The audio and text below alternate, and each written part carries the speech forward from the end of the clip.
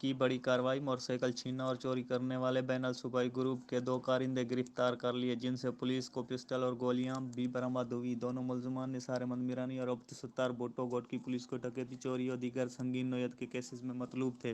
गिरफ्तार मुलजमान से 2 अदद छीनी गई जबकि एक चोरी की गई मोटरसाइकिल बरामद हुई है। गिरफ्तार मुलजमान का मजीद क्रिमिनल रिकॉर्ड जिला रहमियार खान और जिला घोटकी के दीगर थानों से मालूम किया जा रहा है। गिरफ्तार मुलजमान ने तफ्तीश के दौरान बताया कि हम अपने दीगर 4 साथी मुलजमान अजमल मीरानी, कालू खान मीरानी, अब्बास मीरानी और मीर हसन मीरानी वालों के साथ मिलकर मुख्तलिफ मकामात पर मोटरसाइकिल छीनना, चोरी करना और नकदी छीनने की वारदातें करते थे। गिरफ्तार मुलजमान से मजीद तफ्तीश की जा रही है।